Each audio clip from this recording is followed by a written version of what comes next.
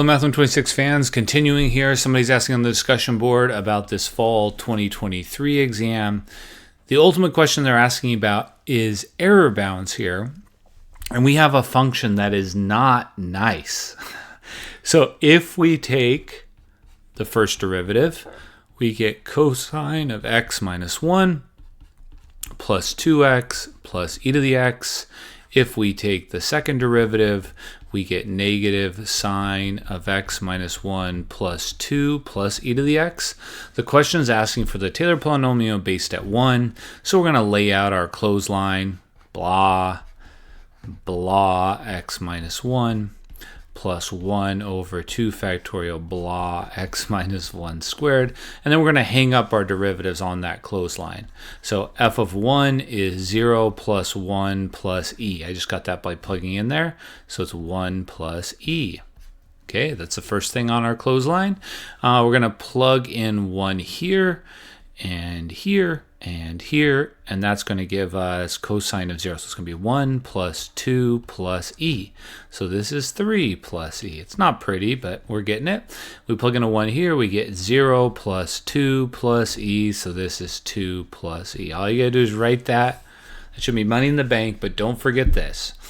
Okay, so then the question asks for an upper bound. And that's really where this question gets a little more interesting. So we now need the third derivative. I'm going to copy it down, and then we will shift down to do that error bound. So the third derivative is going to be negative cosine of x minus 1 plus e to the x.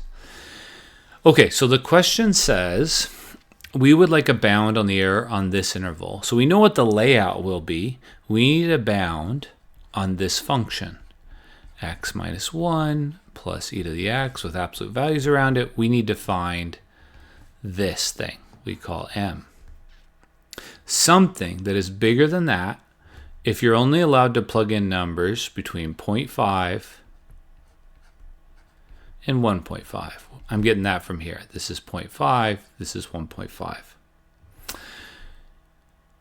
If I can figure out an m that works, and any m that I can justify is fine, then I will say that the error is less than whatever that m is over 3 factorial x minus 1 to the 3. And since we're trying to get one bound over the entire interval, I will finish the question by putting in 3 halves. You could also put in 1 half because this is a symmetric interval, and the furthest you can walk away is the same on either side. It's allowing you to walk half away. So either one of these will give us the same. So one comment I would make about this, even as these questions, this is like the hardest type of error bound you will see on old exams, you should already know what the final answer is going to look like. Let's see, 3 minus 1 is a half.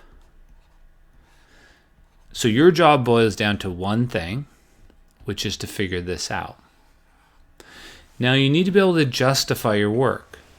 The global maximum of this is 2. So when I look at this, I go, what am I seeing? I see 2 separate, messy functions added together. I know what the maximum of e to the x is, and I know something about the maximum of this, but to study them together would be a challenge. So this is the first example of sort of this more complicated error bound idea of what do we do if we have a mess plus another mess plus another mess, and there's no easy way for me to analyze them together.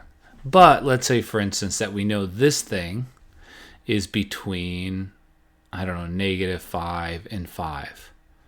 And let's say we know this thing is between 0 and e. And let's say we know this thing is between negative 2 and 2. What can we conclude? It's hard to know. Those things don't necessarily happen at the same place, but I can definitely say that collectively, this thing is less than whatever these are. It's actually called the triangle inequality. And this is less than 5, and this is less than e, and this is less than 2. So altogether, this thing is less than e plus 7. It doesn't matter that this might not happen at the same time that this happens, and that's why we allow this idea of not finding a tight bound, because you can't as the functions get more complicated. And that's the case here. There is no easy way for us to find the maximum. It's not necessarily at the endpoints. We don't know enough here to say that. We would have to find the critical points, which would require we take the derivative, we set them equal to 0. Once we know all the critical points and we know the endpoints, we can plug them all in and see what the maximum is.